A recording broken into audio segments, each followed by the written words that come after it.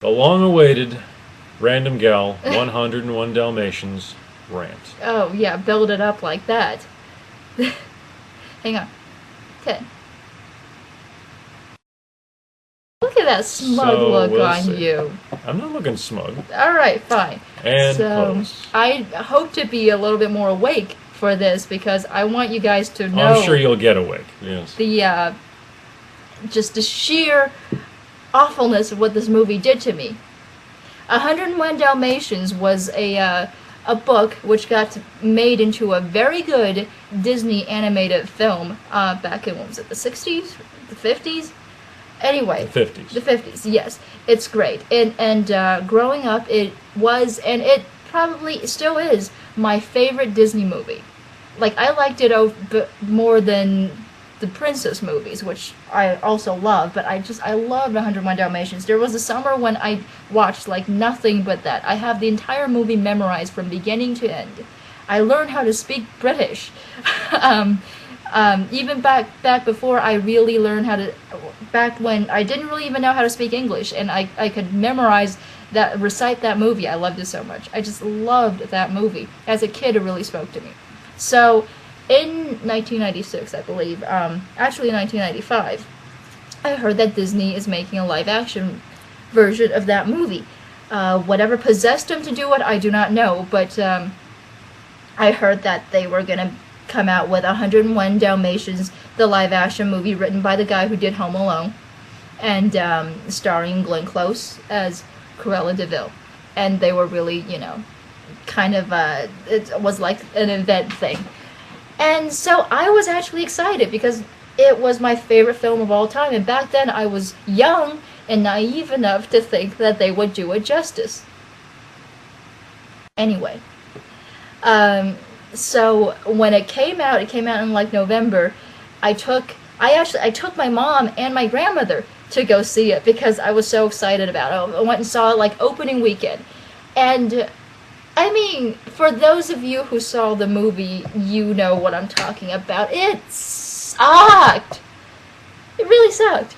Didn't it suck? Never saw it. Well, then you really dodged a bullet there because it really, truly sucked. I love the animated movie. I hate the live action. They completely killed it. It was like the equivalent of watching them. Basically, they took those beautiful dogs and they took them back and they shot them in the head. And that's pretty much it.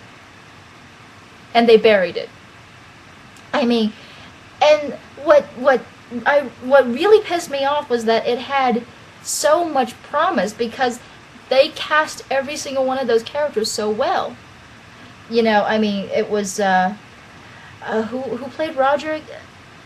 Jeff Daniels. Jeff Daniels, the Dumb and Dumber guy, but he looked like Roger. And Anita was played by what's her name? Jolie Richardson. And Hugh Laurie was in it. He played Jasper. He looked exactly like the character. You know, I don't know who they got to play Horace. I don't remember the guy's name, but like, you know, he looked great too. And Cruella de Vil was played by Glenn Close, and it looked good.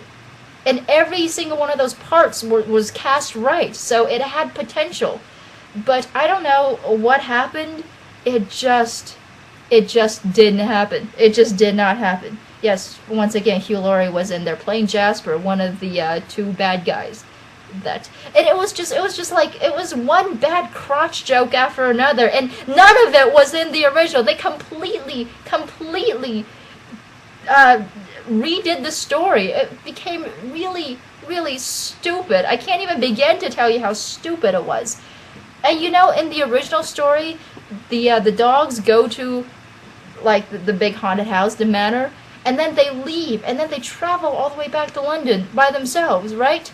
And then, but in the live action movie, that never happened. Instead, they just got into all kinds of hilarity at the mansion, and it also involved this really crappy Muppet dog that was obviously fake, and these freaking raccoons that high-fived each other. It turned into a bad version of Home Alone. You had, you know, Home Alone was a movie about two grown men being outwitted by a kid, which is, you know, borderline unbelievable, but still you can still it was done well enough that you can suspend disbelief for a second and think that this 8-year-old could actually outwit these two guys. But in 101 Dalmatians, it was basically the same shtick, but you had Glenn Close and Hugh Laurie and the guy who played the short guy, Horace, and they were running around being outwitted by, like, these freaking raccoons who high-fived each other. It was like, once you get to the point of raccoons high-fiving each other, I think you've just, we are scraping bottom. You know? So, anyway, so that's why. And while we were watching the movie, I kept waiting for them to start their journey home back to England, back to London. So like 2 hours into the movie, toward the end, I was like, wow, this is going to be like a 5-hour movie. They still haven't even started home yet. And until I realized, no, they're not going to do that. They will never make the journey home, and they will never, you know, go into the barn and drink milk from the cows, and they will never roll in the soot and pretend to be Labradors, and they will never do all of that stuff that made the original great. Because this is a crappy movie! And they completely killed it, and I love 101 Dalmatians, and they just killed it. It's like, way to take a crap on a classic. Well, you know, part of the reason maybe it turned out like Home Alone is the fact that it's written by it's the guy. written by John Hughes, who also wrote Home Alone. I know, exactly. I prefaced that, but it was a crappy version of Home Alone. Did you ever see 102 Dalmatians? No. I decided I heard to. that they're saying that one was the real Crime Against Humanity. Well, yes, because that one they thought, what can we do to make this better? Gerard Depardieu. That one, the first one, they just shot the dogs and buried them. The second one, they dug up its dead bodies and took a dump on it. There you go. Dennis Miller had a great line about Gerard Depardieu at one point. He said, I was on a plane recently and I shared a plane seat. I ended up sitting next to Gerard Depardieu. And I say, and if this guy is supposed to be the biggest sex symbol in France, that whole Jerry Lewis thing started to make a lot more sense to me, I think, right now. So, you know. Evidently, he's attractive. To the French, I guess. To the French, yes. Anyway, so there you go. There's many, many, many more things that I could say about it, which I'm not going to.